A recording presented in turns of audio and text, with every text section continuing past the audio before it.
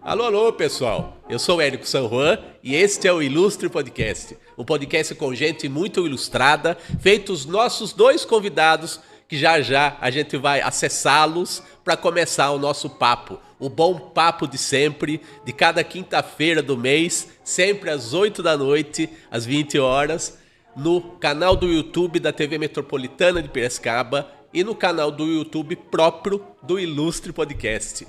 Estamos aqui em mais um episódio, já ultrapassamos 100 episódios, e no primeiro ano aqui da nossa TV Metropolitana de Piracicaba, como videocast. Então, seguimos em frente aí com muitos episódios diferentões. Já fizemos semana passada um podcast pela primeira vez fora dos estúdios aqui da nossa TV, sempre trazendo gente muito ilustrada, gente muito ilustre de diferentes áreas, muitos artistas, ilustradores, como esse aqui que vos fala, né?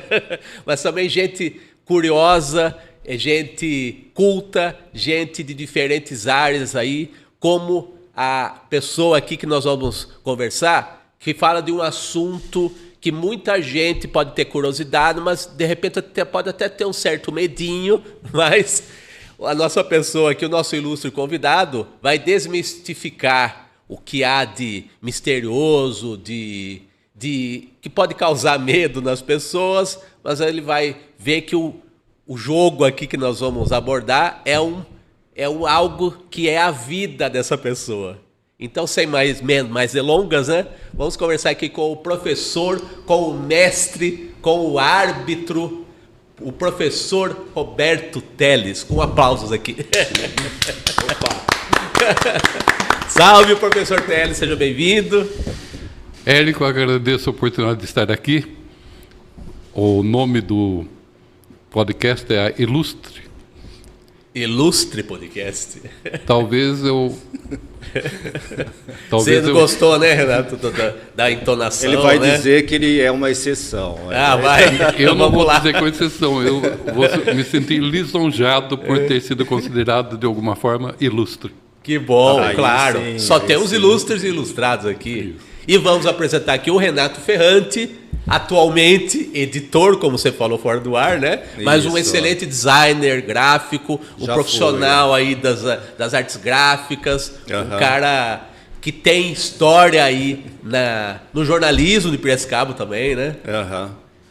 Bom, agradeço o teu convite, o prazer de voltar a te ver. Fazia muito tempo que a gente não se via, né? E mando um alô aí para os seus ouvintes, para a sua audiência, teus seguidores, e parabéns pelo podcast. Vamos ver se no final você vai manter esse elogio, né? Nos esforçaremos para isso, né? Muito bem. Vamos lá. Vamos lá. E vamos mostrar aqui, ilustre espectador, a conexão desses dois amigos aqui, posso chamá-los assim, né? O professor Teles norteou a sua vida pelo xadrez. E você também é um exímio educador, mestre nas duas áreas aí. No caminho do ensino, como é que foi a sua trajetória aí? Claro que uma vida tem muitas histórias, né? E conta aí faz uma linha do tempo aí da sua trajetória como mestre, primeiro nas salas de aula, né? Érico, vou aproveitar para falar um pouco da justificativa do livro, da minha homenagem. Eu homenageei, como abertura do livro, minha professora de primeiro ano do curso primário. Aliás, só para dar o contexto, pode pôr aqui, Danilo, a capa do livro ao qual o professor Teles está se referindo. Checkmate, Memórias de um Árbitro Internacional de Xadrez, capa do nosso querido e saudoso Paulo Caruso, né? Autor Roberto Teles de Souza, e o editor aqui dessa obra está aqui, o Renato Ferrante, pela editora Três Gatos, de sua propriedade, né? Sim. Então, contextualizando agora, desculpa a interrupção. Perfeito. Eu dediquei esse livro, eu ia dedicar ao Renato por ter me estimulado a escrever esse livro. Mas eu dediquei à professora do primeiro ano do primário, professora Irene Gatti, Eu fui alfabetizado em 1957, faz pouco tempo, mas bem pouco. E eu falo assim, que eu não aprendi somente a ler palavras, eu aprendi a ler o mundo. E eu não aprendi também a escrever palavras, eu aprendi a transformar minhas ideias de forma concreta, alterando o mundo. A atitude, então, é a transformação do pensamento em ideias e atos, transformando o pensamento em atos. Nesse sentido, eu fiz o livro. Basicamente foi isso. Agora, quanto à minha trajetória educacional, sim, eu já no curso primário, nos primeiros anos, não estou nem fazendo nenhum exercício de vaidade.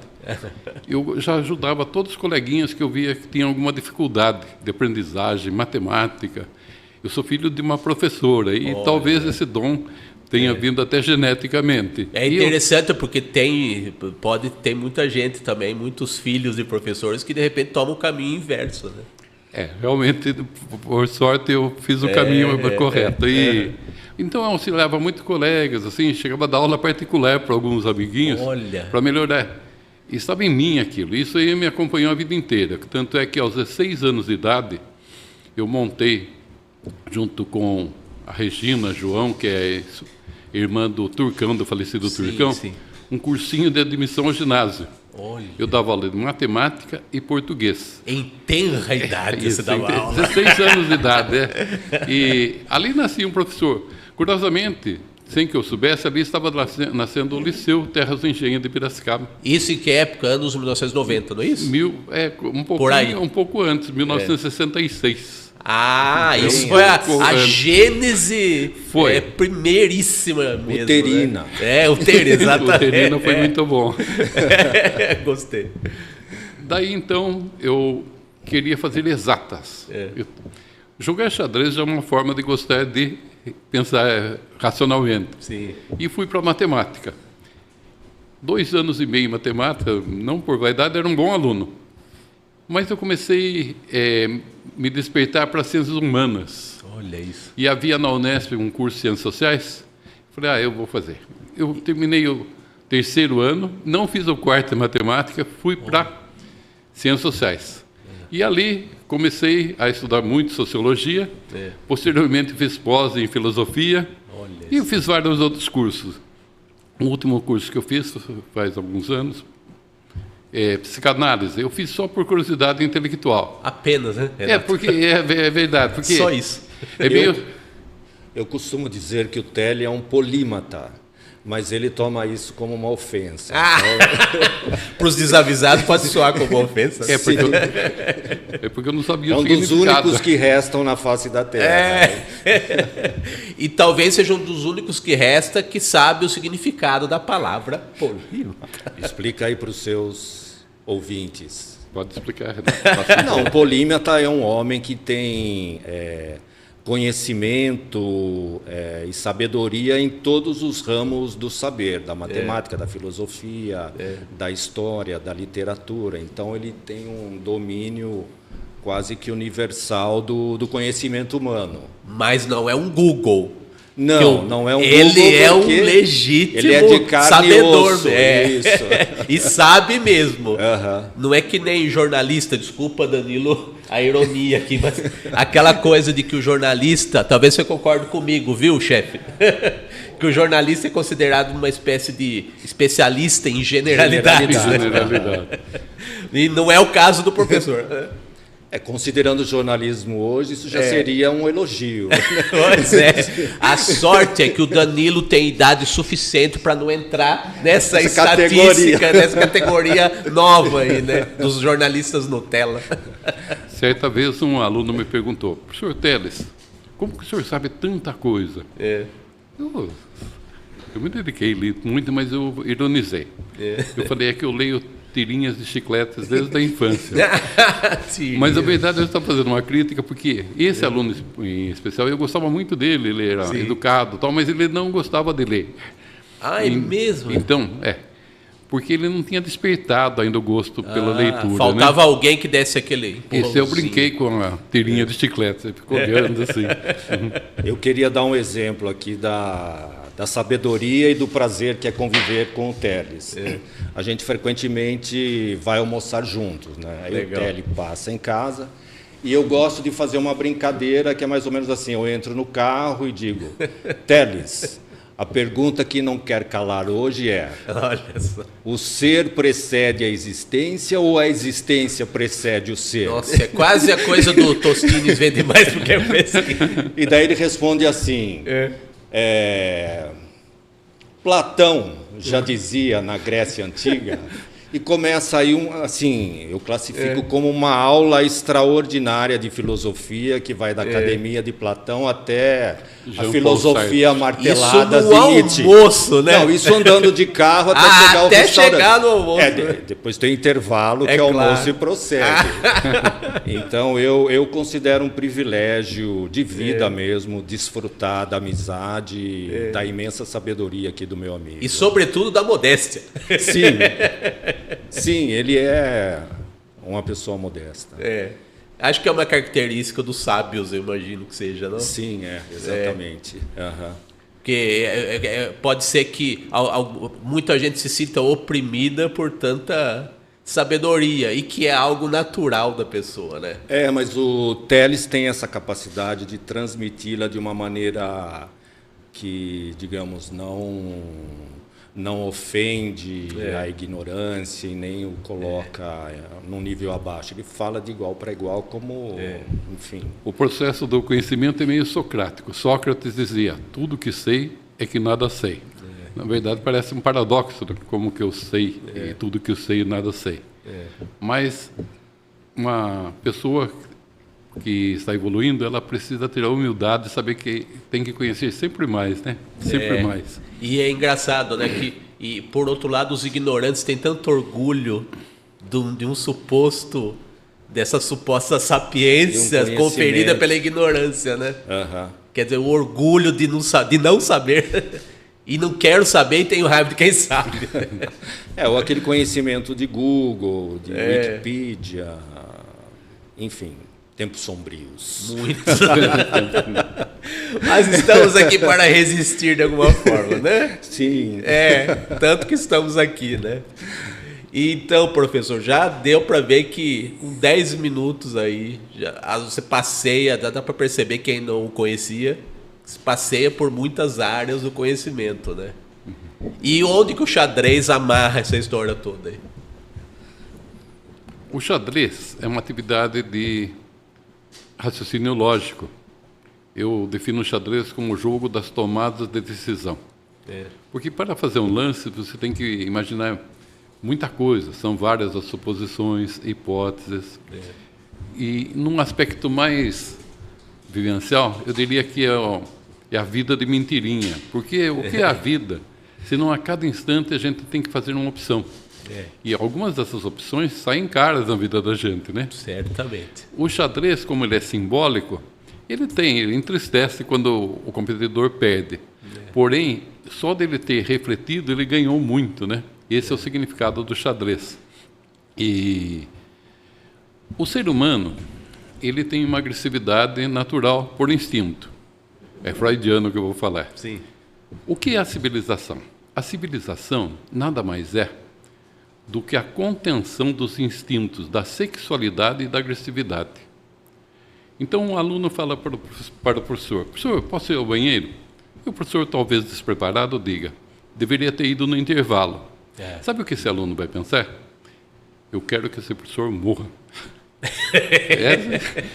Porque a gente não admite que nada interfira no nosso desejo natural de prosseguir. Certo. A gente fica irritado, odiando aquele momento. Infelizmente, o homem está limitado por essa necessidade civilizatória. Sim. Então, a gente não pode matar, a maioria das religiões, eticamente, já defendem isso. E mesmo por uma questão de sobrevivência, o homem é social por uma defesa, ele tem que ter interdependência. Sim. E os jogos e os esportes surgiram na história humana para criar uma vertente, uma saída para esses instintos reprimidos. Então, um escritor, por exemplo, ele pode cometer crimes nos livros, né? Um cartunista pode fazer uma charge mais violenta, né? A violência que ele teria em instinto, mas ele sublimou o processo de que você contém o instinto mais da agressividade ou da sexualidade, chama-se sublimação. Sim. Então, o que é a criação artística se não formas sutis de sublimação, mesmo que o autor não perceba isso? As nossas escolhas estão muito inseridas nessa ideia de sublimar. E eu vejo o jogo de xadrez como uma das grandes fontes de sublimação. Todos os esportes são, de uma forma geral. Tá. Mas o xadrez, em particular, por exigir muita tomada de decisões em sequência, ele cria uma perspectiva de tentar mostrar os medos, ele evidencia, de certa forma, os medos que a pessoa vive, a insegurança ou a agressividade. Tem jogadores que não sabem perder. Termina a partida e destrói tudo. Assim. Bom, é uma competição, né? Eu olhei disfarçadamente para o meu amigo. Hoje não, eu tenho impressão. Mas ele fica... vários jogadores são assim. Porque imagine você ficar lá 2, 3 horas jogando com precisão, perfeitamente, e depois um pequeno detalhe destrói todo aquele esforço. Mas os tabuleiros voam nessa hora. No fundo, o xadrez é uma batalha de egos, de inteligências. Sim. Por isso que a derrota é tão dolorida. Muito bem. Tanto no nível de principiantes, né, quanto no nível profissional. Mas o xadrez também ele ensina a perder. Porque a derrota você sabe, eventualmente pode ter sido um erro seu, uma tomada de decisão errada, como o Telles disse, mas frequentemente a superioridade do seu adversário ela é notória. Então, os psicólogos, as pesquisas acadêmicas sobre o xadrez, elas ressaltam esse fato de que o xadrez ajuda a admitir a frustração, a viver a frustração da derrota de uma maneira, enfim, suportável, sem você... É uma maneira de você ir adquirindo maturidade nesse aspecto. Olha, eu, do alto da minha ignorância suprema de xadrez, eu estou falando aqui como um cidadão comum que não entende patavina de xadrez. Então... tem tudo isso que vocês estão falando é muito nobre, é muito filosófico e tal. Só que são seres humanos praticando um esporte, tem competitividade. Sim. Então, e tem muitos casos de pessoas que ficam mal da cabeça. Não sei se por muito esforço, com os mestres, não tem gente que parafusa menos também. Casos de gente que se desequilibrou também, professor? Um que eu lembro que de senso comum é o Mequinho. Se não existisse de alguma forma, eu acho que... não haveria esse livro. Então o Telles o mais apropriado para falar nesses parafusos a menos. E aí? Você como árbitro, certamente você presenciou muitos casos de desequilíbrio, né? Numa época eu criei uma figura de expressão de mau gosto, a fauna enxadrística. Fauna. Porque existem jogadores agressivos, já vi agressão física no próprio livro, conta duas agressões físicas. Porque, como o Renato falou, a pessoa não se contém, ela não reconhece a superioridade do adversário ou as próprias limitações. Sim. Esportes de alto rendimento são mais agudos nesse sentido. Tá. Todos os esportes de alto rendimento. O esporte só de lazer, ou apropriado para criança, tal, não tanto. Mas quando a criança fica competitiva, também ela fica agressiva, numa fase da vida. Até que, o Renato falou muito bem, a pessoa não aprende só a ganhar, ela aprende a perder. Que é a própria vida, né? Quantas frustrações a gente tem, quantos planos que a gente... suspende, né? A gente suspende com uma certa frequência. E então o sentido da tolerância no xadrez também implicitamente ele está contido no jogo. A linguagem minha talvez seja um pouco filosófica, mas o xadrez para a criança. O xadrez para a criança é incrível, porque ela fica mais maravilhada com os movimentos das peças como se fosse uma coreografia, do que com a ideia do xadrez, que é atacar o rei de tal forma que o rei não tenha como fugir. A expressão checkmate não é a morte do rei, embora o significado original seria a morte do rei. Sim. Mas o xadrez não termina com a morte do rei, porque o rei nunca é tomado, nunca é capturado. Quando que é um checkmate? Quando você não tem como impedir um ataque direto. Diante de um ataque direto, o jogador de xadrez tem ataque direto ao rei. Sim, sim. Ele tem 3 possibilidades. Fugir, achar uma casa em que não continue o ataque, colocar uma peça entre a peça que ataque esse próprio rei, ser um escudo, ou capturar a peça que está atacando. Caso não tenha condições de nenhuma de resolver por aí, é o checkmate, terminou a partida. Então, o checkmate é uma ameaça que não tem saída. Para a criança não tem isso. Para a criança, a coreografia das peças é interessante. E elas têm uma mente mais reativa. Quando a gente começa a jogar damas, xadrez, o que seria a mente reativa? É assim, você faz um lance, eu quero fazer um em seguida, não importa. Se você for muito rápido, eu quero ser rápido. Não seria uma mente proativa, em que eu tenho que considerar algumas condições antes de efetuar o lance. Essa passagem da mente reativa para proativa acontece para a criança, quando ela começa a gostar muito de xadrez, e, curiosamente, ela transfere para a vida dela. A mãe fala assim, você não vai sair. Ele não briga. Antes ele brigava na hora. Ele fica pensando por que não quer que saia. É mais ou menos essa a ideia. Então o xadrez ele ajuda realmente, como você falou, no desenvolvimento, no amadurecimento, né? Desenvolve habilidades para a vida, certamente.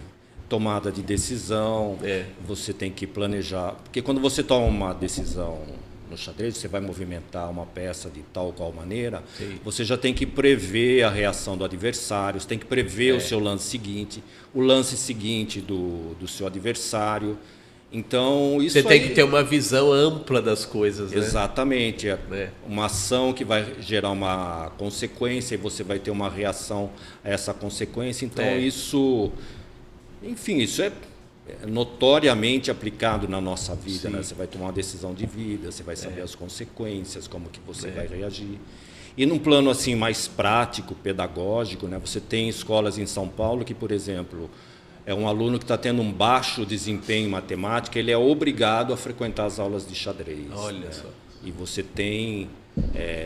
enfim, tem muitas estatísticas. O xadrez é muito estudado nas universidades, que mostra que o aluno tem uma melhora de desempenho posterior às aulas de xadrez. Olha, né? E você, professor, certamente viu muita gente florescer por conta do xadrez, né? Mas, Érico, agora uma coisa importante. Não vou citar o nome por uma questão ética, claro. Mas aqui em Piracicaba tem um jogador de xadrez cuja história é interessante. Um dia a mãe dele apareceu no clube de xadrez de Piracicaba e falou, o senhor trabalha aqui? Eu falei, presido aqui, era presidente do clube. Eu tenho um filho que tem um retardamento e será que ele consegue jogar xadrez? Eu falei, traz ele aí, ao menos ele diverte com os movimentos das peças, né? Tá. E você acredita, Érico, que ele ficou um grande jogador de xadrez, um ótimo, não vou dizer competitivo, de título nacional, mas mesmo jogadores experientes tinham que ter algum cuidado. Isso aí fez com que houvesse um verdadeiro milagre na vida dele. Tanto é que ele decorava tudo para concurso público e sempre era aprovado em concurso público. Isso. E ele tinha retardamento mental. Então, muitas vezes as escolas valorizam muito os melhores alunos, mas o mais brilhante papel da escola é fazer com que aquela criança tímida ela seja integrada, que aquela pessoa com dificuldade ela se supere e tenha autoestima, né? E o xadrez, muitas vezes, esse que eu vejo mais bonito no xadrez, se eu vejo algumas transformações, de crianças que, a princípio, buscam no xadrez uma fuga. Eu vou falar por quê. Porque o xadrez, as pessoas não se conversam, ficam em silêncio. Hoje então... E a criança, isso, hoje, em muitas situações está assim, né? Mas com o tempo, o xadrez também provoca um processo de socialização, que a criança quer comentar as partidas. E então ela remove um bloqueio. Tem um pensador que diz assim, que para que a gente evolua intelectualmente, não é necessário que se acrescente nada. Basta que se removam os bloqueios anteriormente que a gente mesmo impõe, né? Ou que a própria cultura impõe. Mas o xadrez em alguns casos, ele é milagroso. Ele muda muitas pessoas. Obviamente, outros esportes também, judô, esportes de uma forma geral, modificam as pessoas. Mas o xadrez eu já vi casos incríveis. E mesmo entre os grandes campeões mundiais, alguns deles tinham vários problemas comportamentais que seriam submetidos hoje à internação. Nesse caso de retardamento, a princípio eu pensei que ele estava se referindo a mim. Que isso? Que isso? O Renato, ele sabe quem é a pessoa que eu estou falando. Mas olha, deixa para lá. Deixa pra lá. É uma confissão. Olha isso, que isso. Houve um jogador, Pillsbury. Pillsbury, ele conseguia jogar às cegas. O que é jogar às cegas? Sem ver os tabuleiros. Contra 20 jogadores em salas diferentes que cantavam os lances. E ele sem tabuleiro nenhum. Enquanto ele jogava partidas de um jogo de baralho que quase não usa no Brasil, Wish. Ao mesmo tempo, ele enfrentava 20 jogadores fortes jogando esse Wish numa sala de baralho e normalmente vencia todos. O final foi triste. Morreu totalmente insano. Puxa, totalmente insano. Mas agora, era uma... Desculpa interromper. Quero dar um depoimento de dois grandes personagens também que falaram contra o xadrez. Olha. Um deles foi um dos primeiros grandes campeões. Ele chamava-se Paul Murphy, americano do século XIX. Depois ele foi para a Europa. Ele ganhou de todo mundo nos Estados Unidos, foi para a Europa, ganhou de todo mundo. E naquela época não tinha campeonato mundial, mas ele é considerado um dos melhores jogadores da história. E ele dizia o seguinte: jogar xadrez é uma atividade de gentlemen, de cavalheiros. Mas jogar bem xadrez é uma atividade de idiotas. Por que ele dizia isso? E quem tinha uma opinião semelhante foi Thomas Moros, que foi autor do clássico Utopia. Sim. Porque para aprender a jogar bem xadrez, você tem que dedicar muito tempo para estudo. Então, tanto no caso do Moros quanto do Murphy, eles abominavam esse tempo que você roubava da vida para aprender xadrez. É lógico que quem é apaixonado por xadrez, né, quem é o xadrez, quando você aprende, você fica adicto. Eu fiquei adicto. Você fica encantado. Adicto foi bom. Então, mas você sabe... E você quer conhecer mais. Sim, né? sim. Então... Mas sabe, eu acho assim, eu já ouvi, pessoal, muita gente dizer que se você... Para você ficar muito bom em alguma coisa, você tem que ser assim, obsessivo. Realmente. Que é a característica de um adicto, né? Um argumento forte. Obsessivo. Só que o obsessivo, ele não acha que ele está roubando o tempo da vida dele, ele não está roubando a própria vida. A vida é isso, exato, né? Muito bom. Exatamente, muito bom. Não é por isso que muita gente enlouquece, professor? Nesse sentido a gente tá, tudo bem, a gente defende, né, os benefícios, tudo que pode ter de bom, mas pode ser também, em muitos casos, uma obsessão. Eu não vou demonizar xadrez, eu não estou para isso, é só a cutucada necessária para a gente refletir também, né? Freud dizia que todo ser humano é neurótico, que varia o grau. A obsessão realmente, ela vira uma couraça na vida da pessoa. Sim. E não, raras vezes, ela cobra perfeccionismo.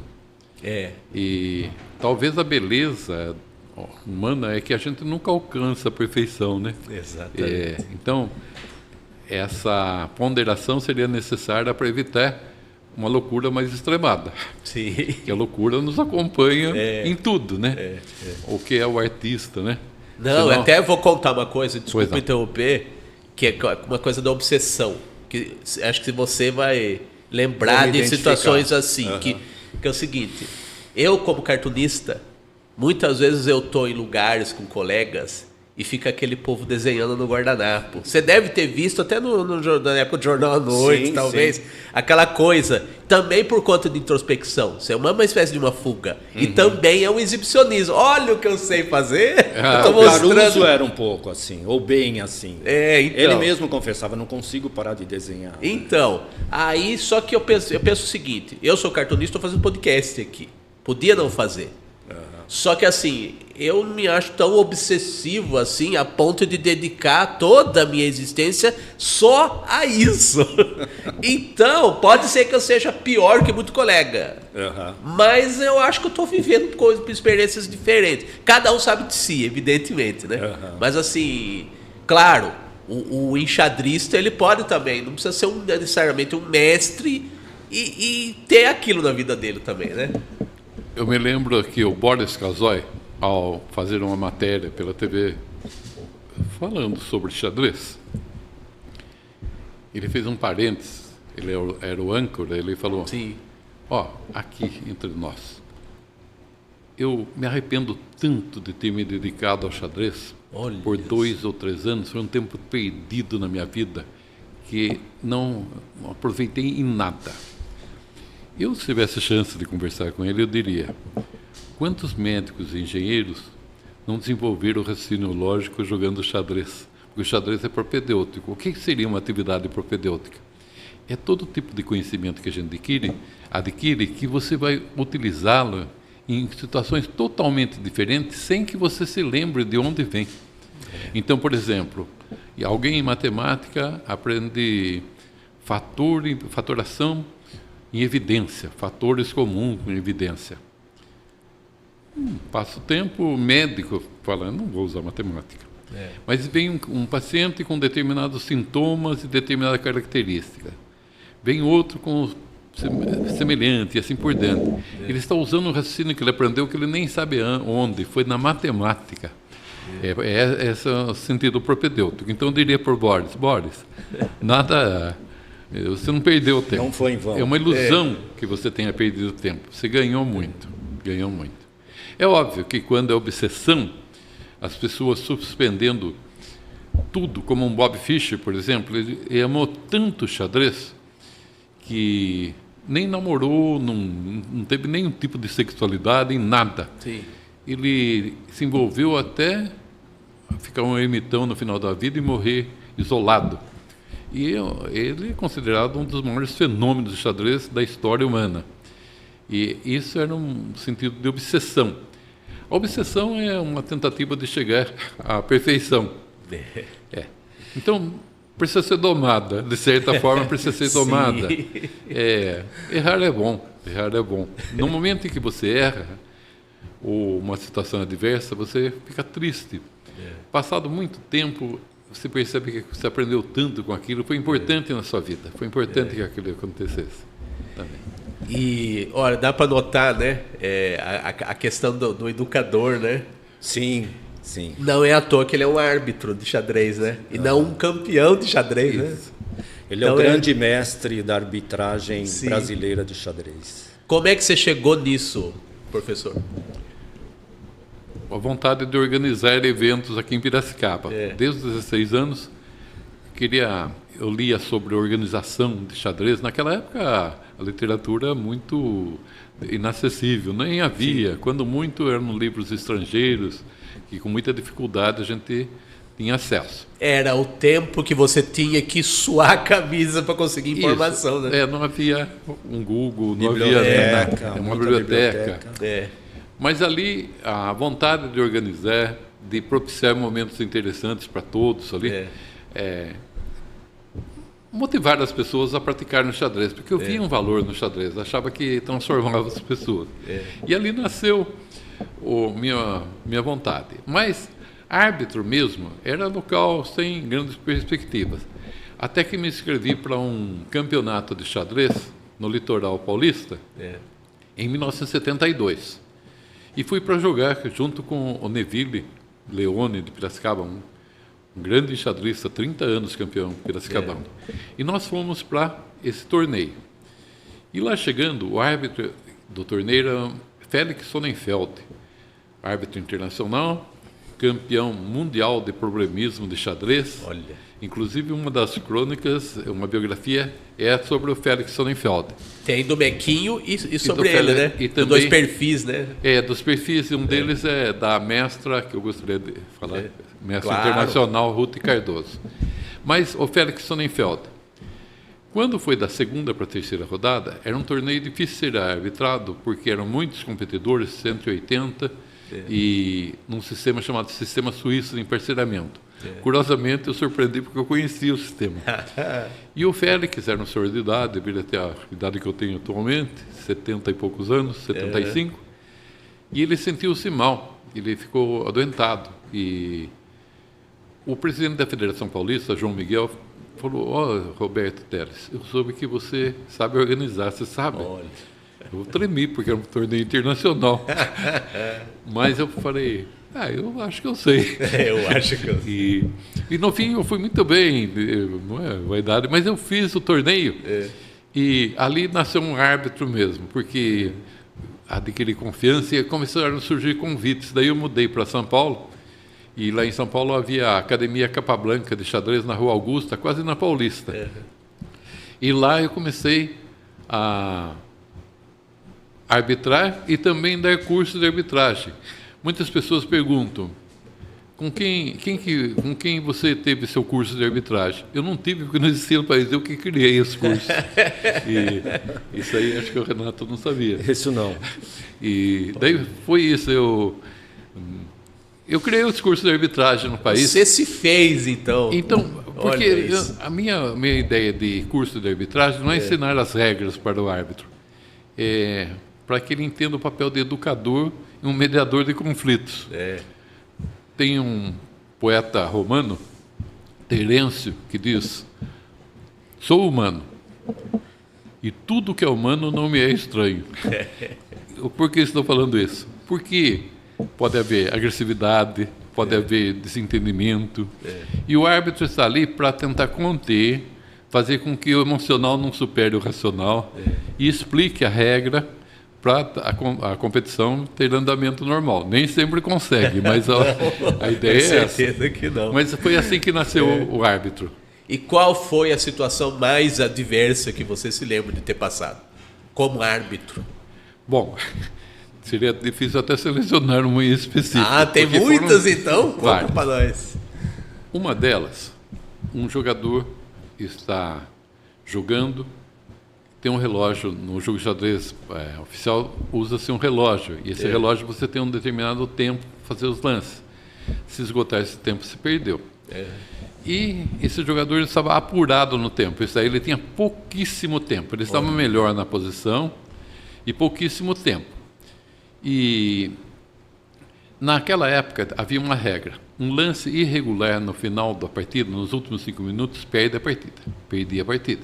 Até aqui você tem dos textos aqui das crônicas, você usa o lance impossível, né? O lance impossível, é esse mesmo. Então, que causava um terror, né, no ambiente. Estou me referindo a esse fato. Sim. E eu não falo o nome do jogador também, por uma questão de ética. Uma pessoa que eu admiro muito, embora ele ficou definitivamente contrariado com a minha decisão. Ele estava tão tenso que ele aproximou a mão dele próximo à rainha, que é a dama do xadrez. Não fala rainha, fala dama. Sim. Ficou com a mão próxima ali, a peça, tremendo, e uma hora ele esbarrou na peça, a peça caiu. E ele levantou a peça. Só que, e daí ele vai ter que jogar com a peça, né? Mas ele continuou pensando, no fim ele jogou outra peça. E o adversário dele falou: perdeu, porque jogou, né? A peça tocada é a peça jogada. Sim. Ele olhou para mim e falou: ele não falou árbitro, seu juiz, meu adversário está mentindo. E o adversário não estava mentindo. Eu falei: realmente se derrubou a peça e você não pediu, avisou que poderia arrumar. Tem até uma expressão que é mundial, que é jadub, eu arranjo, eu arrumo. E ele não usou, então ele era obrigado. Ele falou: você está louco, você está me perseguindo. E eu até fiquei surpreendido, porque era uma pessoa que eu admirava muito, uma pessoa, um cavaleiro, um gentleman. Mas o sangue estava começando a subir. E ele falou assim, estou sendo roubado. Falou algumas impropriedades lá. E, infelizmente, eu decretei a derrota dele por seguir as regras. Na época, eu já fiquei pensando, ele não admitia algo que ele fez. Mais tarde, no curso de psicanálise, eu descobri que tem um mecanismo de defesa que chama mecanismo da negação. Você não admite que você falou algo para alguém e você falou. Você falou. Principalmente nas brigas, conflitos familiares, né? Não fui eu. Não fui eu. Você está falando isso. Mas esse foi o fato mais ruim que eu tive, sim. Tá. E tive um outro fato também num torneio em Uberlândia, em que um jogador me procurou e disse, meu adversário está dormindo lá no tabuleiro. Acontece. Já vi outros casos. O do meu amigo aqui ao meu lado dormiu durante uma partida.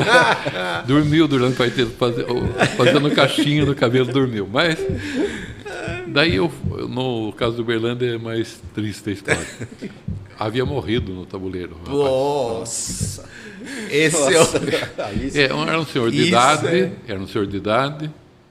Talvez tenha infartado. Eu só soube que ele já saiu morto do clube. Eu tentei até minimizar um pouco para levá-lo sem causar grande alarde, né? Me lembrou até a morte desse jogador recentemente do Nacional do Uruguai, né? No jogo contra o São Paulo. Morreu, faleceu ontem, inclusive. Foi muito triste. Mas esse é um caso, assim, não é um caso contra mim, mas é contra a natureza humana, divertindo, né? Isso é um tipo de situação incontrolável mesmo. Fatalidade. Fatalidade, exatamente. Tem um outro fato que é curioso, mas o Maurício não tem no livro. Tá. Em 1993, eu creio que é 93, ou 94, houve um campeonato mundial de categorias aqui, sub-18 no Brasil. 104 adolescentes jogaram, 52 homens e 52 mulheres, do mundo inteiro. Tem os jogadores brasileiros, mas de vários países do mundo. A maioria dos países onde o xadrez é praticado. E a alimentação era servida no hotel onde estava sendo realizado o torneio. Já no segundo dia, houve uma reclamação geral dos estrangeiros que não suportavam arroz e feijão. Problema cultural, digamos assim. É um problema cultural. E eu pensei que eu tive uma brilhante ideia. Eu falei assim, eu juro que eu pensei. Eu falei assim para os organizadores. Mr. Lobo, se a gente fosse... Se nós fizéssemos as refeições numa churrascaria, seria melhor, porque assim a pessoa na mesa de frio se serve, mesmo que seja vegetariano. Brilhante, vamos fazer isso. Transferiram. Só que eu me esqueci que tinha jogadoras da Índia. E o que seria o espeto sendo cortado? É Deus servido em fatias. E a jogadora Mohota, da Índia, ela ficou tão mal que ela teve que ter atendimento médico e foi embora, saiu do campeonato. Passado alguns meses, eu li numa revista New in Chess, as notícias lá do xadrez, New Chess, e fala, Mohota, depois de um tempo de afastamento, voltou a jogar. O complexo de culpa. Você sabia muito bem o motivo desse afastamento. Até hoje. Hoje seria racismo. Pois é. Até hoje eu peço perdão pela... Seria imediatamente cancelado. E ainda eu fiz sociologia, que eu tinha que ter um profundo conhecimento do respeito cultural, né? Mas realmente foi uma coisa hilárica, né? Digamos que ela tirou umas férias involuntárias. É bem provável que tenha outros motivos. É possível. Então, pessoal, eu queria fazer referência aqui. Primeiro, antes de eu chamar aqui o depoimento especial aqui, eu queria que você, Renato, falasse do processo de edição do livro. E como é que você teve a ideia, como é que esse livro veio ao mundo aqui. Entendi. Bom, como eu convivo com o Teles e já conhecia várias dessas histórias antes de serem publicadas, né? E com uma certa frequência ele me mandava artigos sobre filosofia, sobre arte. Isso publicados onde? Não, revista, mandava jornal? Olha, dá uma olhada, o que você acha e tal. Tá. E então eu comecei a incentivá-lo a publicar um livro, uma coletânea de texto. Isso faz quanto tempo? Você lembra? Isso acho que desde 2018, né? Creio que sim. Então é recente essas cutucadas aí, que tal fazer um livro? Na minha vida tudo tem mais de 5 anos. Tudo que aconteceu comigo há mais de 5 anos. Mas o Teles, ele sempre foi uma pessoa, dava aula, várias atividades simultâneas, não tinha tempo, ou enfim, não estava interessado. Até que em 2022, em novembro, foi o aniversário dele, e eu dei como presente a capa de um livro. Inclusive com os textos de orelha, de contracapa já escritos e que foram utilizados nessa versão que foi publicada. E ele até me confessou que tinha ficado emocionado e tal. Eu falei, bom, agora acho que o projeto vai deslanchar. Mas não, não tocamos mais no assunto, ele não mencionou, não fez mais menção a essa ideia do livro, né? Até que no ano passado, em 2023, depois o Teles passou por uma situação de saúde muito delicada. Aí, para minha surpresa, no início desse ano, ele já me mandou, acho que foi em janeiro, já uma batelada de umas 30 crônicas, e falou, eu quero fazer o livro. Olha, quando aceitou foi instantâneo. Já veio na força do ódio mesmo. O que você tem a dizer em sua defesa? Faz logo isso aí. E daí ele se entendeu com uma ex-aluna que é ilustradora, a Giovanna Volpon, né, que você vai ouvir também, né? Isso. E a edição do livro foi bem tranquila, porque a gente não estabeleceu data de lançamento, não tínhamos prazos a cumprir, então cada um foi no seu ritmo. O Teles me mandava as crônicas, iam para a Giovanna, mais ou menos numa semana ela já me mandava as ilustrações. E eu fui arquivando ali os arquivos e só comecei a trabalhar no projeto gráfico, na edição mesmo, depois que a gente decidiu dar uma parada ali nos 42 textos, né? Legal. E também nos entendemos rapidamente sobre o título. A capa, tínhamos a ilustração do Paulo Caruso. Aí pode pôr no telão aqui de novo, Danilo. Quem está em casa vai ver a capa aqui, nas dimensões que o Paulo Caruso merece ser mostrado, né? O Paulo, essa caricatura sua, professor, tinha bastante tempo do seu acervo pessoal? Como é que é? Ela é de 2023. Tá. Começo do 2023. O Paulo já estava com câncer de próstata. Sim. E como eu fui professor do filho dele há muitos anos, olha, ele me ligava para falar sobre o filho, agradecia a força que eu dei para o filho, porque foi um momento difícil, tanto é que o filho está fazendo medicina. Olha só. E eu me sentia envaidecido ter amizade de uma pessoa que é uma referência lógico, na arte no país, né? Lógico. E aproveitava para falar algumas coisas filosóficas, se é que são filosóficas. Mas não era autoajuda, isso eu garanto.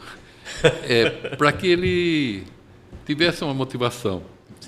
Mesmo porque o sentido da vida é a sequência que o filho vai dar à própria vida. Não é isso? Sem dúvida. Inclusive, estou me lembrando agora, né?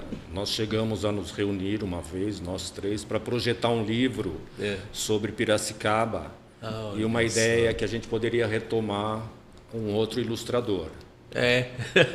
Porque você está me apontando. Você conhece algum? Estou conhecendo um.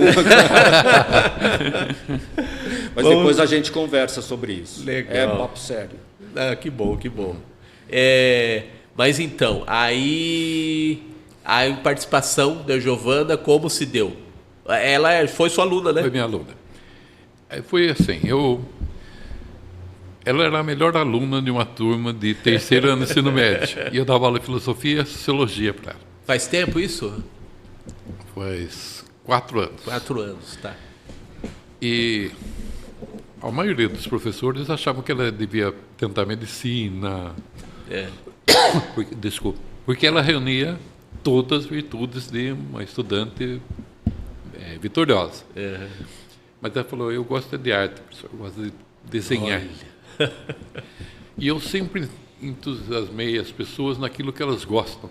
Desde que não falasse eu quero ser viciado em crack, daí... Vai, vambora. Isso. Então a vida são escolhas. Eu achava isso.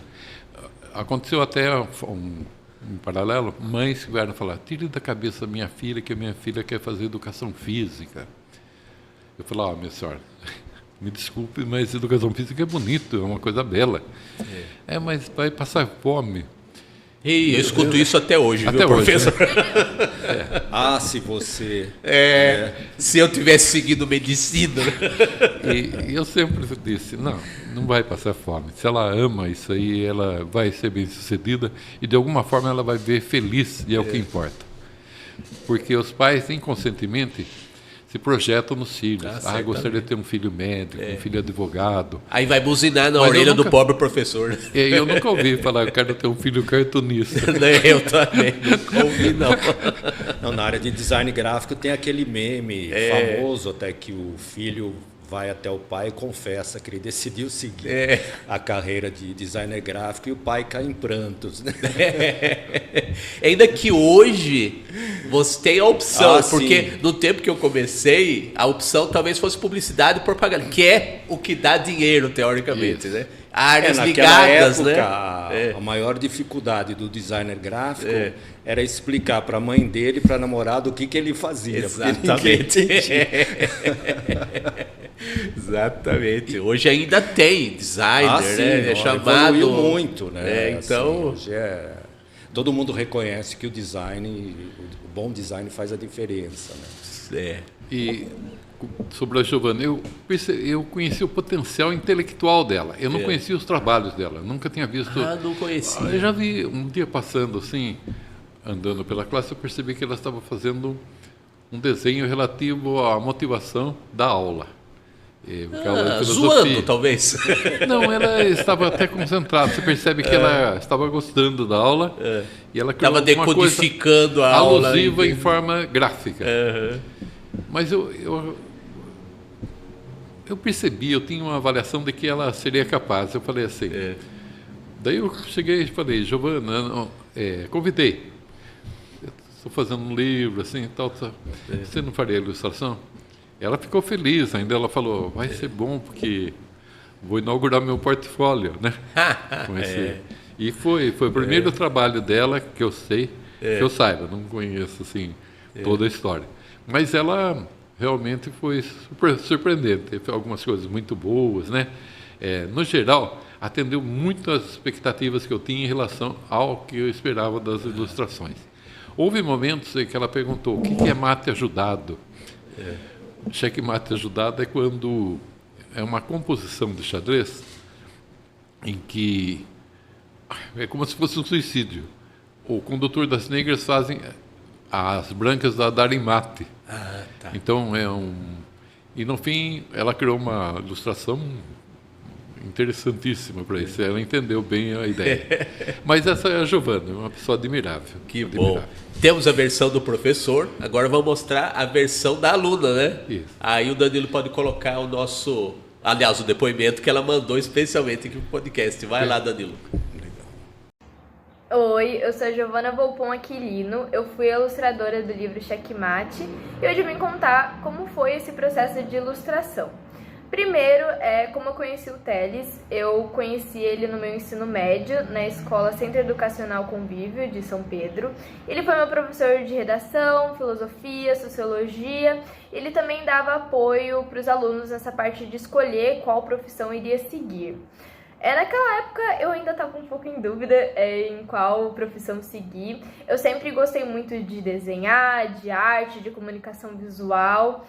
E eu estava em dúvida se eu seguia para essa parte ou se eu acabava indo para outras disciplinas que eu gostava também na escola, como matemática ou biologia. No final das contas, eu optei por esse lado artístico, até porque é o que eu realmente amo e isso não ia mudar, era o que eu mais amava.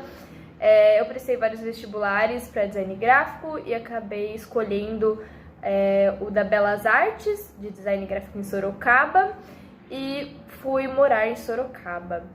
O Teles, no final da minha graduação, me procurou comentando que ele tinha feito um livro, que ele estava criando um livro, e ele gostaria que eu ilustrasse. E eu fiquei muito honrada por essa oportunidade, até porque eu já tinha comentado com a minha família que quem tinha me colocado na faculdade foi o Teles, porque ele que realmente me ensinou a escrever bem. Então, os meus pontos mais fortes no vestibular sempre foi a redação. E quando ele me deu essa oportunidade de retribuir todo o apoio que ele tinha me dado, eu fiquei muito feliz e aceitei na hora fazer as ilustrações. O processo basicamente foi que eles me deram todas as crônicas, eu li todas. Eu sempre tentei identificar o que a crônica queria comunicar. Normalmente as crônicas são mais cômicas, mas tem algumas crônicas que tratam alguns assuntos com mais seriedade, então eu sempre tentei tomar cuidado com isso. Eu fazia de 2 a 3 esboços, e o Teles ou o Renato Ferrante, que era o editor, me ajudavam a escolher qual seria a melhor versão, a fazer alguns ajustes. E foi resumidamente esse o processo. No final, a gente acabou analisando algumas ilustrações e a gente fez alguns ajustes, mas resumidamente foi isso. Eu já peguei o livro em mãos e eu achei muito bonito, a diagramação ficou muito linda, toda a parte visual e também o conteúdo é muito bom, é muito engraçado. Até pra mim, que não sou muito familiarizada com xadrez, eu não jogo muito, mas o Teles me deu todo apoio na questão de termos, nas questões de conceito. E eu gostei muito de participar, foi uma oportunidade incrível, principalmente para ser o meu primeiro trabalho envolvendo ilustração. Fico muito grata pela oportunidade.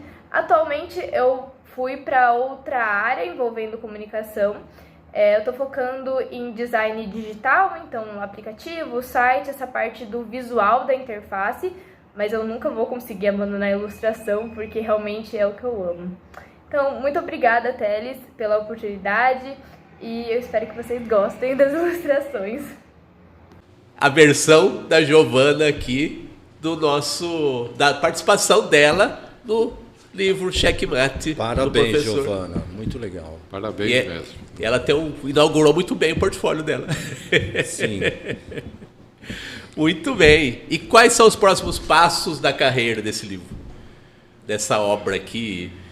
Que é para leigos, né? Como eu falei, as pessoas, acho que 99% da humanidade que não tem esse traquejo, essa intimidade, conhecimento com o xadrez, né? Então, muito obrigado por começar a dar acesso a esse mundo para nós pobres mortais, né? Talvez o ineditismo desse livro seja que ele não se limita a xadrez técnico, ele não é um xadrez técnico, são histórias, e antigamente falava histórias, né? Histórias. Causos. O Renato denominou causos. E também um árbitro falando de xadrez, o que tem a impressão que não existe ainda no mundo isso aí. Está tendo muita aceitação, muitos elogios, assim, além do que eu esperava e talvez além do que eu mereça, de pessoas que publicam textos no Facebook e outras redes sociais elogiando o livro. Hoje mesmo eu fiquei muito feliz que um árbitro internacional de Portugal, e até ele tem um apelido, Carlos Xadrezante, porque quem joga xadrez é chamado enxadrista. Sim. Ou xadrezista, mas o termo mais culto seria enxadrista. Sim, mas esse que eu ouvi falar mais. Assim. E eu fiquei feliz que um árbitro de Portugal tenha se interessado pelo livro, né? Foi uma coisa que me emocionou, fiquei feliz. Dia 12, depois o Renato fala melhor, dia 12 de setembro, provavelmente, o livro vai ser disponibilizado pela Amazon, tanto a versão e-book quanto o livro físico. E uma curiosidade, por ter feito esse livro, eu já estou escrevendo um outro que não é sobre xadrez, é sobre ecologia. Então pegou gosto pela coisa. Então valeu a pena você sutilmente né? Abriu um um caminho novo de vida aí para o nosso amigo. Então você foi o professor Teles do Teles, né? Sim, incentivador. Eu acho que ele vai ser bem prolífico nessa área. Teremos vários livros aí. Pegou o gosto, né? Não, mas fala a verdade, é gostoso você pegar um produto assim, né? Olha, isso é meu, eu que verdade. Fiz. Não, e o livro físico ele tem uma magia assim, especial, nada contra. Ele tem até um aroma, né? Verdade. Parece, a impressão que eu tenho, até como leitor, né? Eu consegui, graças a Deus, nesses anos todos, eu tenho trabalhos meus de quadrinho, ilustração e caricatura em 28 livros. Uau! Mas assim, fantástico. Em 30 anos, né? Mas você vai fazendo, é que é natural, a gente tá na área, parece que essas coisas vão chegando naturalmente, né? A internet me ajudou muito também, porque eu não precisei pegar minha pastinha e ir nas editoras oferecer. Veio tudo, uma coisa puxando a outra, né? Então dá muito orgulho você ter um produto que você tem participação, né? Que você participou de trazer à luz, né? Então sendo você o autor da capa ou sendo um colaborador envolvido no processo, do que for, maravilhoso, né? E qual que é o próximo aí que você está falando? O próximo livro é um livro curioso que eu penso também tem algo de inédito. Eu queria um festival de música, a exemplo desses antigos festivais da Record ou festivais estudantis que inclusive teve em Piracicaba. Sim. Só que é um festival de músicas no Pantanal e os compositores são macacos. Macacos de todo o Brasil. Então, eles estão preocupados com as queimadas, a devastação da floresta e eles querem fazer um grito de socorro para tentar evitar um processo de destruição total. O que é livro infantil, infanto-juvenil? Ele é juvenil, literatura juvenil, mas na verdade é para adultos, né? E daí eu convidei um amicíssimo, um compositor, Gelinho, Antônio Ângelo Tegon, que está concluindo as últimas músicas. São 10 classificados, são 10 músicas, em ritmos diferentes. Então tem um acalanto, que é uma canção de Niné, tem um rock heavy metal, tem samba, tem lambada. Então é um livro multimídia. É um livro multimídia. Isso, né? A ineditismo está aí. É um livro multimeios aí, multimídia. Digamos que a pessoa só tem um livro físico, mas haverá um link para cada música para que se consulte. Ou já um e-book com as músicas, né? Ou um audiobook. O audiobook está muito em alta e todo mundo do meio editorial está apontando como uma tendência forte para os próximos anos, né? E não sei se você já ouviu algum audiobook, mas é muito bacana. E os audiobooks no Brasil estão sendo muito bem produzidos. Mas os livros que se estendem para além do meio físico impresso, né? Eu participei de um com tirinhas do meu personagem Dito Bendito, que chama Manual do New Rádio, que é um dos autores, é o Heródoto Barbeiro, um jornalista. Sim, conhecemos. E aí, esse livro além de ser uma espécie de guia do rádio nos tempos da internet, ele tem depoimentos dos profissionais, só que eles não estão impressos no livro. Tem o QR Code lá que você vai lá nos depoimentos e vai para o YouTube. De um minuto cada. Olha que interessante. Então ele se estende, né? É um livro que vai além, né? Crossing de mídias. Então é um caminho muito Gostei rico, do né? crossing. Tá vendo? Eu só queria falar um pouco do e-book também, do Checkmate, que ficou muito bacana. Né? Ficou bastante fiel ao livro físico, né? E o e-book ele permite uma distribuição quase global. Por exemplo, ele chega a lugares onde isso aqui jamais poderia chegar. Teria Infelizmente, muita seria dificuldade, ótimo, né? Mas o Checkmate no formato e-book vai estar vendo nas Amazons do mundo inteiro. Ótimo. Então a gente já recebeu teve alguma repercussão lá em Portugal. Sim. Então a gente está com uma expectativa otimista aí de vendas, de contatos, enfim. Está sendo bastante surpreendente e gratificante também. Então, a partir do dia 12 de setembro, está no Amazon, é isso? Já está em pré-venda, só que ele vai ser liberado para os compradores a partir do dia 12. Versão física e e-book. Também, né? As duas. Legal. Já falou do projeto novo, né? Então, e na área da educação, tem perspectivas aí? Ou você quer fazer a sua análise a respeito do que você viu nesses anos todos como educador, não só no xadrez, né?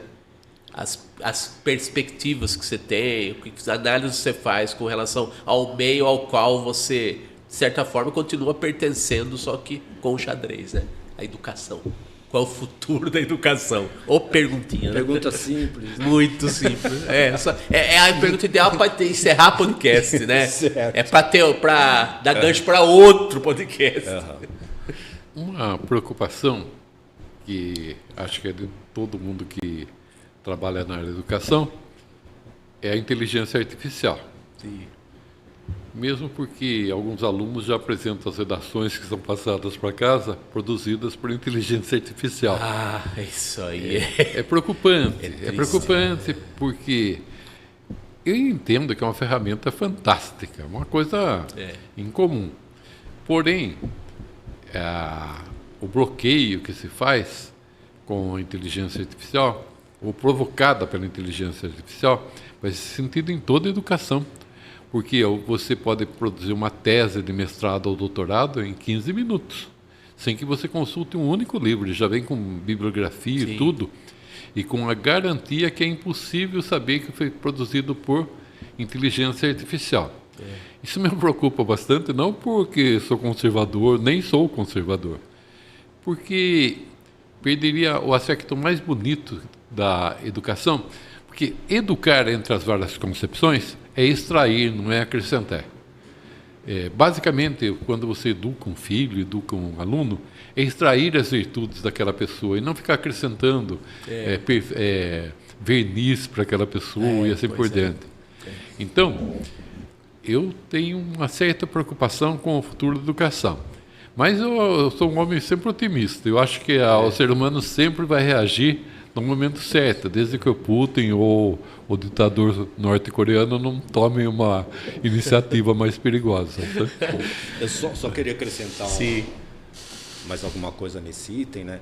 No início de junho, a gente participou em Atibaia é o maior encontro de editoras do Brasil. O encontro anual chama-se Encontro de Editores, Livreiros e Gráficos. Legal. Né? Então o encontro foi uma série de palestras e uma abordou a inteligência artificial. E o palestrante lá, que eu infelizmente não me lembro o nome, né? Ele disse que as inteligências artificiais hoje, patrocinadas, criadas pelas Big Techs, né? Elas são como buracos negros, né? Que elas estão absorvendo toda a informação gerada pela humanidade. Né? E o que está em processo agora é negociação de direitos autorais, porque o objetivo é que as inteligências artificiais possam comportar todos os livros que já foram escritos, toda a literatura que já foi produzida. Inclusive lá o palestrante comentou sobre uma negociação entre o New York Times e as Big Techs, que o New York Times vai ceder todas as edições que já foram produzidas para as inteligências artificiais. Olha só. Então agora você vai ter o que ele chamou lá de inteligência artificial generativa. E com esse conhecimento avassalador, ela vai ter uma capacidade de produzir textos, enfim, tudo aquilo que você solicitar, de uma forma muito mais sofisticada, qualificada e meio indistinguível da mão humana. Né? Então esse é o próximo passo. Tem algumas que já estão pirateando, né, romances e tal, já estão incorporando no seu... Ele citou um caso curioso nos Estados Unidos, de uma editora que publicou um livro infantil com ilustrações. E as ilustrações eram muito semelhantes à de um ilustrador vivo. Né? Então ele processou a editora e conseguiu demonstrar aos peritos lá que o acervo, o portfólio dele tinha sido capturado por uma inteligência artificial e gerado novas ilustrações baseado nos traços dele. Nesse caso foi possível identificar a fonte, né, digamos assim. Né? Então, Tem uma discussão de direito autoral, que está em andamento aí, né? Mas eu também, como Teles, eu sou otimista. No mercado editorial, a inteligência artificial já está fazendo uma revolução, ela já faz revisão, já faz tradução, já faz uma etapa que a gente chama de preparação de texto, que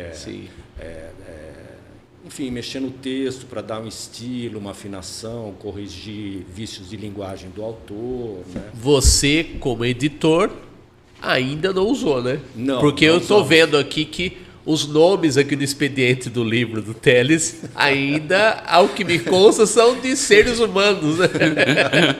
Registrados em cartório, bonitinho, com CPF e tudo mais. Eu asseguro para você que aí não foi usada inteligência artificial. Ainda não. Vamos ver. O que o futuro nos reserva, né? Mas eu acredito que há uma esperança, só o fato de um humano, né? Um humanista, né? Tá colocando no mundo um novo livro e você acolhendo essa produção do Teles, né? Não. Então, acho que não pode publicar um livro é um ato de heroísmo. No Brasil, né? Não, você me colocar nessa posição, mas... Não, mas não precisa se colocar, você já é, né? O ato já é... Mas heróico, nesse encontro, né? Por exemplo, o clima era de bastante otimismo, apesar dos números. Lá foi apresentada uma pesquisa extensa do mercado editorial brasileiro, que os números não são muito animadores, né? Sim. Mas, por exemplo, está voltando uma valorização do impresso. Sim. Né? E a gente mantém o otimismo. Não, e é curioso, né? Porque tudo parece que é desfavorável, ladeira abaixo, o nível cultural, o nível educacional, mas ainda os heróis existem, né? Ainda há editores, ainda há livros, né? Não para tanto. Eu dei aula no liceu, uma época, aula de xadrez, inclusive. O Teles era professor, ele me passou as aulas, tinha uma classe lá de mais de 100 alunos. Né? Olha só. Fazia muito tempo que eu não dava aula, já dei aula décadas atrás, então tive contato com essa geração. Aí você fica muito animado, porque é um pessoal muito bem preparado, muito bem educado. Assim, educado falou de relacionamento humano, respeitoso. Com muito... Lógico que lá é um colégio que você poderia classificar de elite, mas são adolescentes, jovens, muito bem preparados. Eu fiquei favoravelmente impressionado, né, conhecendo. Então há uma esperança. Há uma esperança. E há também uma maneira muito prática de encontrar o professor no mundo virtual. Pode colocar aqui o slide aqui para a gente encerrar o nosso papo, Danilo. @ pelo Instagram, eu não sei se o senhor usa, é que o seu Facebook já está lotado. Né? Já está. Então é uma maneira das pessoas entrarem em contato pelo direct do Instagram, né? @Roberto Teles com 2 L's de Souza com Z. Roberto Teles de Souza, tudo junto. E para ter acesso ao livro, né, Renato? Pelo Instagram também. Pode entrar em contato, @3Gatos Editora. Por que esse nome? Que pergunta idiota. Não, olha... Acho que você não gosta de lagartixa, né? Pelo jeito. Né?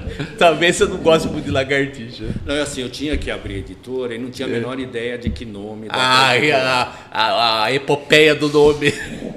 E daí eu estava com um livro de uma revista de design, chama Communication Arts, americana. E eu olhei para a revista e tinha 3 gatos ali, muito bonitinhos. Eureka! Então foi imediato. Eu já tirei o nome, já tirei o logo da foto. Hoje eu mudei a marca, né, o logotipo da editora. Mas nasceu desse jeito instantâneo. Muito bom. Um problemaço que você resolveu de saída. Exatamente. Né? Bastou olhar para baixo. Muito bom. Olhar para baixo às vezes tem suas vantagens, né? Ainda mais quando você tem uma revista como aquela. Muito bem. Então é isso. Então, com esse sopro de esperança no ar, com um livro saindo do forno, né? Que vai ter, tenho certeza, uma brilhante carreira. É um público potencial gigantesco, né? Sim. Então, professor, muito obrigado pela sua deferência e principalmente em aceitar o convite para participar do podcast num espaço curto de tempo aí entre o convite e a sua presença aqui. No muito próximo, obrigado. você o chama como psicanalista, não É. mais. Tem muito assunto, isso que é o legal, né? Então, muito obrigado, professor. Érico, eu tenho a agradecer essa oportunidade de falar um pouco sobre o livro. Realmente eu fico muito feliz de poder contribuir, porque eu acho que toda ação humana, as nossas ações, em tudo que a gente faz, é para tentar edificar um mundo melhor para todos. Então, não é só escrever um livro sobre xadrez ou sobre animais, é um compromisso que a gente tem de criar esse mundo em que todos possam ser felizes. Eu tenho uma ideia assim, eu não acredito, desculpe-me quem me ouve, em apocalipse, nada. Eu acho que a humanidade está no início de sua trajetória. A humanidade ainda engatinha. A gente não sabe nada de nada. Então, quando a gente faz um esforço no sentido da perfeição, na busca da utopia, mesmo que seja inatingível, a gente está num caminho certo. Nesse sentido, comparecer aqui ao ilustre, na sua ilustre presença, a do Renato, meu amigo, é uma satisfação. Agradeço de coração estar aqui, tá bom? A gente agradece. Tá, Renato, bom revê-lo, né? Então, bom, muito obrigado, né? Não, eu que agradeço pelo convite, foi muito legal. Espero que os seus ouvintes, espectadores tenham paciência para nos aguentar durante esses 60 minutos. Aguenta. Não é questão de aguentar, o legal é que esse espaço aqui é muito, para usar uma palavra que às vezes é mal utilizada, democrático. Realmente é. Então, não é só a minha turma de desenhistas, são pessoas interessantes acima de tudo. Então, já fiz esse elogio e é merecido. Vale. Vocês são pessoas interessantes aí, entre os 100 e tantos que passaram por aqui e outras centenas que venham em seguida, né? Então, muito obrigado. Nós que agradecemos. Muito obrigado. Valeu. É isso aí, pessoal. Mais um episódio aqui, como eu disse, com pessoas interessantes, ilustres e ilustradas. Estamos aqui toda quinta-feira, às 8 da noite, às 20 horas, às 8 da noite, né? No canal do YouTube da TV Metropolitana de Piracicaba e também no canal do Ilustre Podcast. Todos no YouTube. A TV Metropolitana acolhe aqui esse programa há 1 ano, então estamos aqui trazendo sempre gente o mais diversificada possível aí de muita diversidade aí de pensamentos, de áreas de interesse, né? Então vamos continuar toda quinta às 8 da noite aqui na TV Metropolitana de Piracicaba, ou no estúdio, ou fora dele, mas sempre trazendo gente muito ilustrada e muito ilustre. Um abraço, até quinta que vem. Tchau, tchau.